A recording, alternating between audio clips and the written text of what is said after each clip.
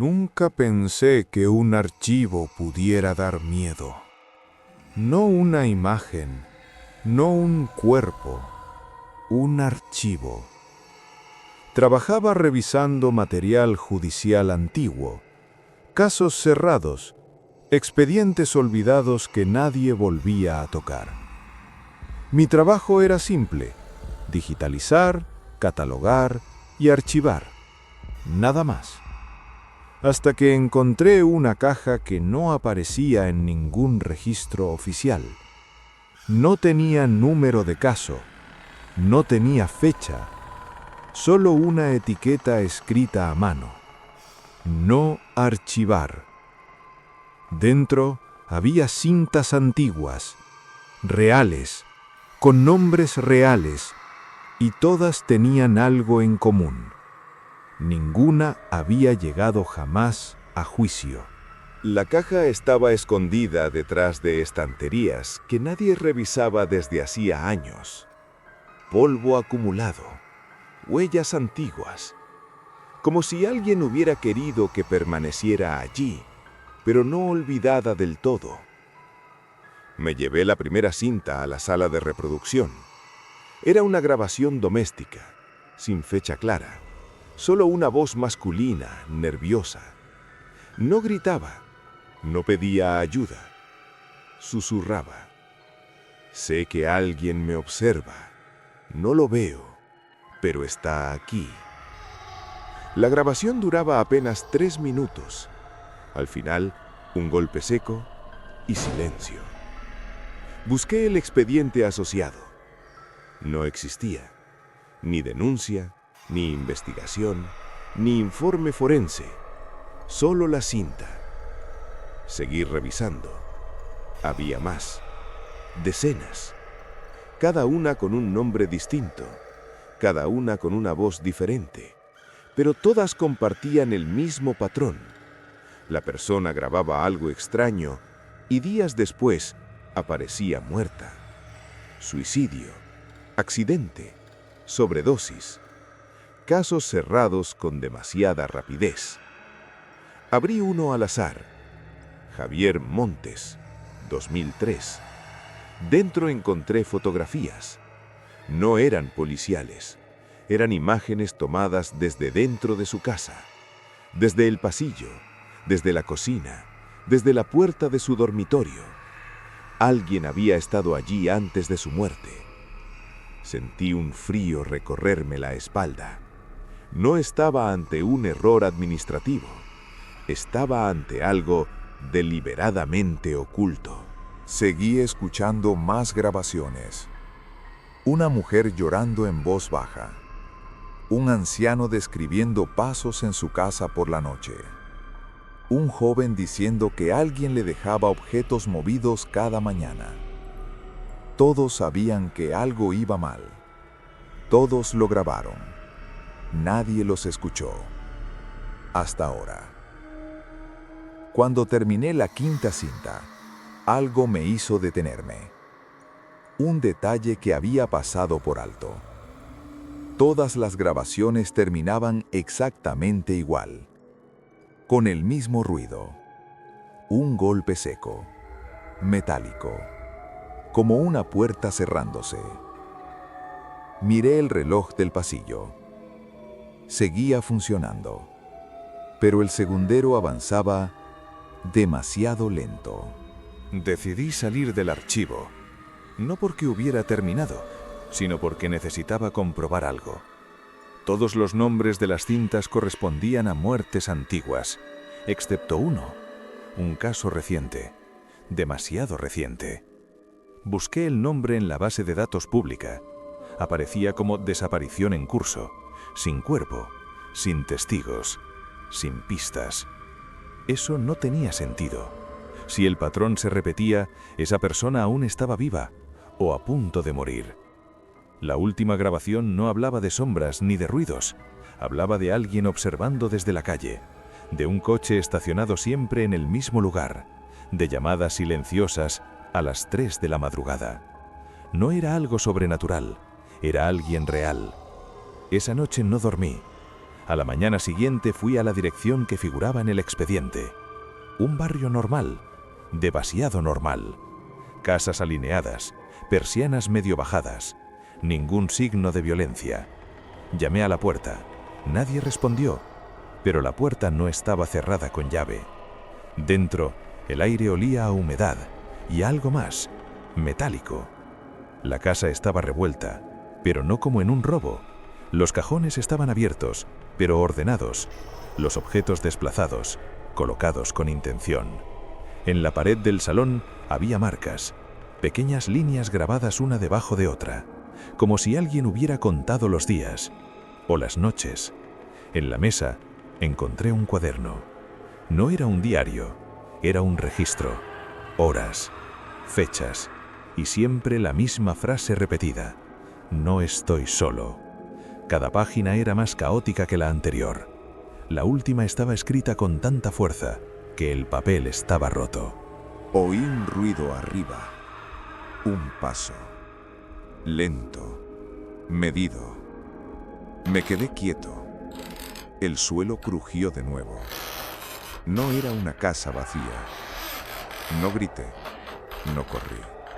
Subí las escaleras despacio. Cada peldaño parecía sonar demasiado. En el pasillo del piso superior había una puerta cerrada. Desde dentro venía un sonido casi imperceptible. Una respiración. Abrí la puerta. La habitación estaba vacía, pero había algo que no encajaba. La cama estaba hecha, demasiado perfecta, como si nadie hubiera dormido allí, pero alguien hubiera querido que pareciera lo contrario. En el suelo, junto al armario, encontré algo que me heló la sangre. Una cinta, nueva, sin polvo, sin marca, como si acabara de ser dejada allí. La etiqueta decía: si encuentras esto, ya es tarde. No la reproduje allí. Salí de la casa con la sensación de que alguien me observaba desde alguna ventana. De vuelta en casa, reproduje la cinta. La voz era la misma de las anteriores, pero había algo distinto. Sonaba tranquila. Si estás escuchando esto, significa que ahora sabes lo que pasa. La voz explicó que nadie los mataba de inmediato. Los observaban primero. Días, semanas. Los grababan reaccionando al miedo, al aislamiento, a la certeza de que nadie les creería. No era un asesino. Era alguien que quería demostrar algo, que podía hacer desaparecer a una persona sin dejar rastro, y que nadie movería un dedo. La grabación terminó con una frase que me dejó helado. No somos los primeros, tampoco seremos los últimos, solo los que te tocó escuchar. En ese momento, mi teléfono vibró. Número desconocido.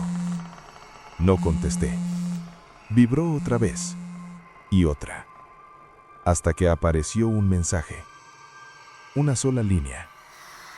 Ahora, tú también sabes. Después de lo que había encontrado, sabía que si alguien me estaba observando, mi rutina ya no era segura.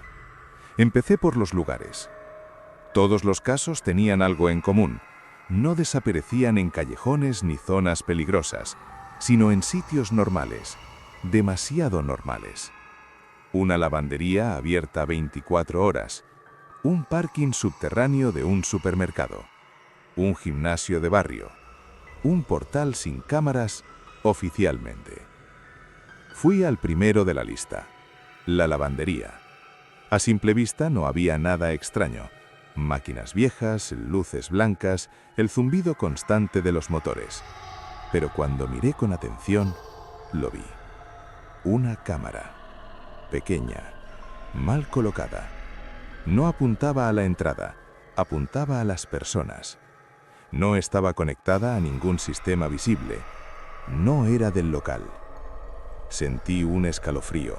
En ese momento entendí algo que nadie había querido aceptar. No era un asesino improvisado, era alguien que observaba durante mucho tiempo. Seguí investigando. En el parking encontré otra cámara. En el gimnasio 2 más. Siempre ocultas, siempre enfocando zonas donde alguien podía quedarse solo unos minutos. Empecé a cruzar fechas y entonces lo vi. Cada desaparición ocurría exactamente 7 días después de que la cámara apareciera instalada. 7 días de observación, 7 días de rutina aprendida, 7 días para decidir. Volví al último lugar pendiente, el portal, el mismo donde había desaparecido la última víctima, antes de que el caso se archivara. Entré. El ascensor estaba averiado, igual que en el informe. Las escaleras mal iluminadas. El silencio era absoluto. Subí despacio. En el segundo piso escuché algo. Un clic. Muy leve. Miré hacia arriba. Allí estaba. Otra cámara. Pero esta vez no estaba apagada. La luz roja estaba encendida. Retrocedí instintivamente. Entonces mi móvil vibró. Un mensaje sin número. Solo decía: ya has visto demasiado. El corazón me golpeaba en el pecho. Bajé corriendo las escaleras. Al salir a la calle tuve la sensación clara de que alguien me seguía, pero no había nadie detrás. O eso parecía. Esa noche, en casa, revisé las copias de seguridad de mi ordenador. Alguien había accedido. No había borrado nada, solo había añadido un archivo. Un vídeo. Lo abrí. La grabación mostraba una habitación oscura, una silla en el centro y detrás una pared llena de pantallas.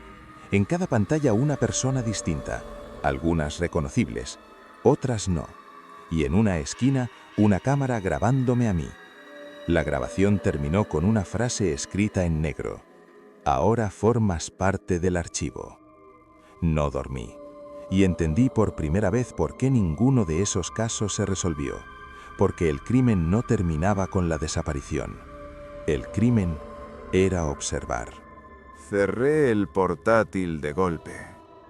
La pantalla se apagó, pero la sensación no desapareció. Seguía sintiéndome observado. El piso estaba en silencio, demasiado silencioso. Ni coches, ni vecinos, ni el zumbido habitual de la ciudad de madrugada. Me levanté despacio y miré alrededor. Nada fuera de lugar, nada visible. El móvil vibró en mi mano. Un mensaje sin número. Ahora lo sabes. Sentí un escalofrío recorrerme la espalda. Escribí una sola palabra. ¿Quién eres? La respuesta llegó al instante. Los que miran. La luz del salón parpadeó. Entonces lo escuché. Un clic suave, como el de una cámara ajustando el enfoque. Giré la cabeza lentamente. Encima de la estantería, donde antes no había nada, ahora había un pequeño punto rojo encendido. Otra cámara. Retrocedí un paso. Luego otro. Y entonces comprendí la verdad. No estaban grabando para proteger. No estaban grabando para investigar. Estaban grabando para decidir. Las personas de los vídeos, las desapariciones sin culpables, los casos que nadie resolvía, no eran errores del sistema. Eran pruebas. El móvil volvió a vibrar. Un último mensaje. Cuando nadie ve, ocurren los crímenes. Cuando nosotros miramos, nacen. La pantalla cambió sola. Un directo. Yo de pie en mi salón, en tiempo real. Debajo, un contador. Espectadores. 17.842. Y subiendo. Intenté tapar la cámara. No sirvió. Intenté huir. La puerta no abrió. La voz volvió, esta vez desde los altavoces del piso.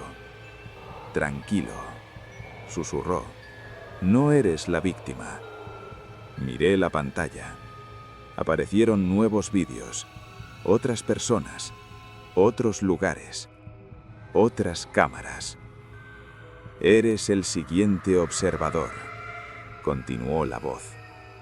Ahora decidirás qué merece ser visto y qué merece desaparecer. El contador seguía subiendo.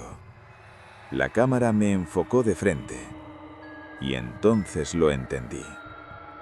El crimen más oculto no era el que nadie veía, era el que todos miraban sin hacer nada. La transmisión siguió y yo ya no pude apartar la mirada. Suscríbete. Hay casos que aún no han terminado. Comenta qué historias te gustaría escuchar.